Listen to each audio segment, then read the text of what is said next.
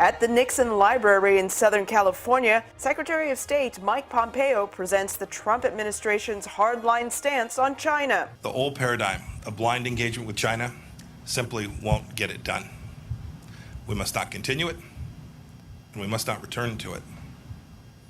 As President Trump has made very clear, we need a strategy that protects the American economy and indeed our way of life. The free world must triumph over this new tyranny. Pompeo says the old way of engaging with China resulted in self-censorship among U.S. businesses and in Hollywood, while China continues with repression on the Chinese mainland and Hong Kong. He says China is seeking global dominance and has become increasingly authoritarian at home and hostile to freedom abroad. Pompeo's speech comes the same week the U.S. ordered the Chinese consulate in Houston to close within 72 hours, calling it a hub of spying and intellectual property theft. This is entirely malicious slander. This demolishes the bridge of friendship between Chinese and America. The only way to truly change communist China is to act not on the basis of what Chinese leaders say, but how they behave. And you can see American policy responding to this conclusion. President Reagan said that he dealt with the Soviet Union on the basis of trust but verify. When it comes to the CCP, I say we must distrust and verify.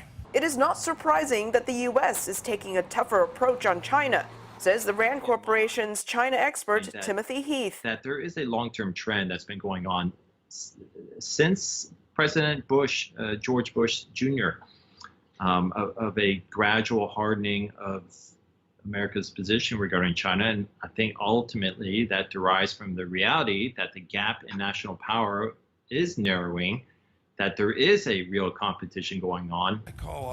Pompeo is asking other nations to also hold China accountable, but it may not be that simple. A lot of countries are dependent, or at least rely a lot on trade with China. And so it's not going to be easy for many countries in the world to, so-called pick a side and join the U.S. in some of its harder line policies. Heath says there is bipartisan support for a harder line on China, especially on specific issues such as intellectual property theft and China's approach to Hong Kong, which may be an indicator as to what will happen after the November presidential elections. President candidate Joe Biden has voiced a very tough line on China, echoing, again, quite a bit of bipartisan concern about China. So I anticipate, regardless of who wins the election, there will be a lot of what you see from the Trump administration will continue. The question remains to be seen whether this approach will be more successful than what was tried with other administrations. Elizabeth Lee, VOA News, Los Angeles.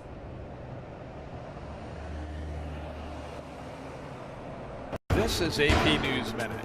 Demonstrators in Portland, Oregon fled from the U.S. courthouse amid flash grenades and gas early Friday. Demonstrators are protesting police brutality and the deployment of federal officers to Portland. China has told the United States to close its consulate in the western city of Chengdu. This comes days after the U.S. told China to shut down its Houston consulate. President Trump has dropped plans to have a Republican convention in Florida. He says that due to the coronavirus, it's not the right time to hold the event in Jacksonville. And Arizona's governor says the coronavirus may keep schools from opening at the same time. He says the state is developing guidelines to determine when schools should reopen. Mike Hempen, The Associated Press, with AP News Minute.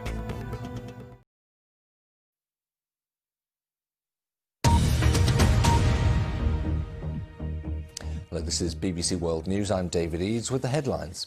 Beijing has ordered the closure of the US consulate in the city of Chengdu just hours after the American Secretary of State said Washington was hardening its stance in its dealings with China. Turkey's iconic Hagia Sophia is reopening for Friday prayers for the first time since its controversial conversion from a museum back to a mosque. President Trump has cancelled the main gathering of the Republican National Convention in Florida in August. It follows a spike in coronavirus cases there. He said it wasn't right to hold a crowded event in a virus hotspot.